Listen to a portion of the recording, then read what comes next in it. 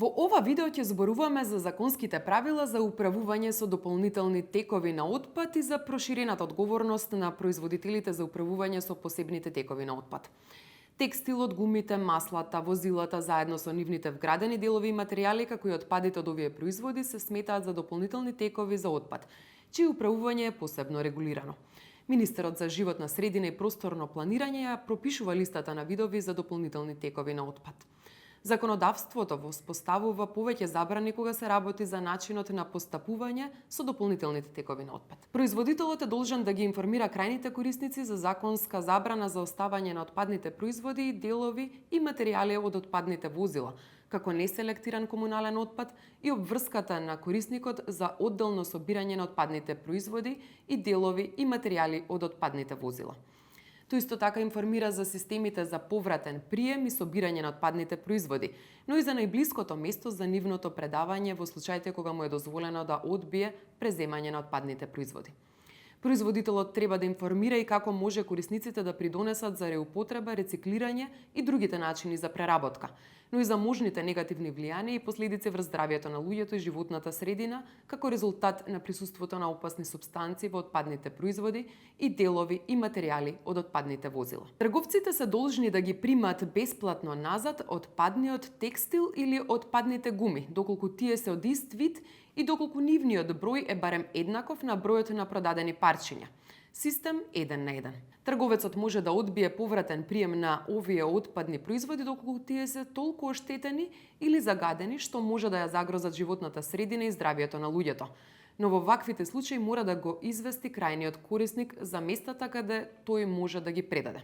Законите утврдуваат националните цели за собирање на отпадни производи и отпадни возила од количеството на производите и возилата пуштени на пазарот. Според нив, предвидените податоци за постигнување на овие цели во временски рок од 2025 до 2032 година се поставени на диаграмот. Крајниот корисник дополнителните текови на отпад мора да ги собира и чува одвоено од комуналниот отпад или други видови отпад и да ги предаде на трговец, собирач на отпадни производи или во друго место за преземање и собирање кое е определено на локално или регионално ниво. Предавањето е бесплатно, освен во случаите кога законите возможуваат на плаќање за оваа активност. Инспекцискиот надзор над управувањето со дополнителни текови на отпад го врши Државниот инспекторат за животна средина, Државниот пазарен инспекторат и општинските инспектори за животна средина.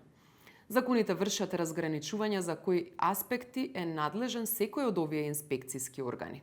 Во Законот за проширена одговорност на производителот за управување со посебните текови на отпад пропишано е дека производителот е должен да се грижи за отпадот што се создава од производот што го пушта на пазарот. И тоа почнувајќи од моментот на дизајнирање на производот, потоа видот на суровините и материјалите што се употребуваат, особено за количината од истите што може да се искористи и за количината што останува по производството, дали остатокот може да се реупотреби, преработи и како да се отстрани.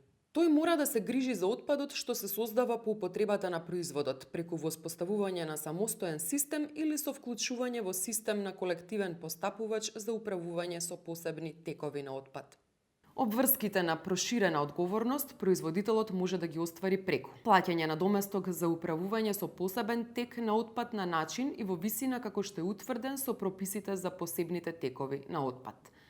Со воспоставување на самостоен систем за управување со посебен тек на отпад, кога таа можност е утврдена со прописите за постапување со тој посебен тек на отпад, односно со вклучување во систем за колективен постапувач за управување со посебен тек на отпад. Доколку производителот не плаќа надомест за управување со посебен тек на отпад, неговата обврска за грижа за отпадот треба да се спроведе преку колективен или самостоен постапувач со отпад. Колективниот постапувач е непрофитно правно лице, основано од најмалку двајца производители, основачи, чија цел е спроведување на активности за управување со посебен тек на отпад заради остварување на проширена одговорност на производителите кои се негови членови.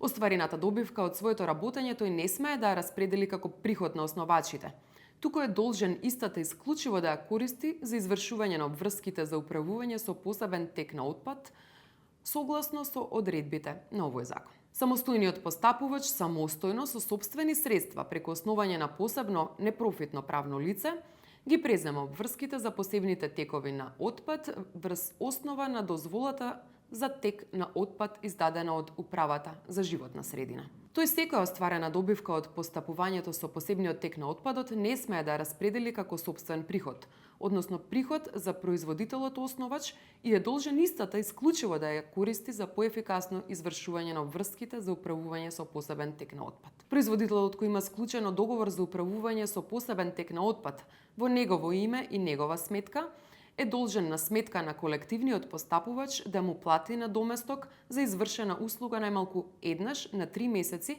во висина и начин како што е предвидено во договорот.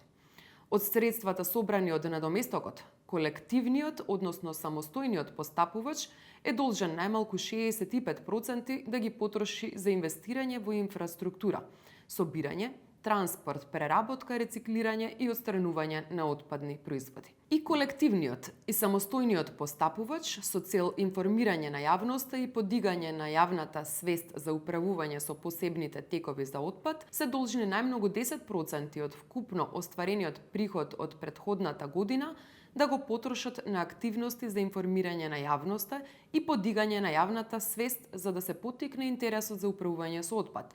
Одделено собирање и рециклирање и постигнување повисоки стапки за исполнување на националните цели. Македонското здружение на млади правници нуди правна поддршка на еколошките граѓански организации. Контактирајте го здружението и информирајте се детално за активностите кои можете да ги преземете.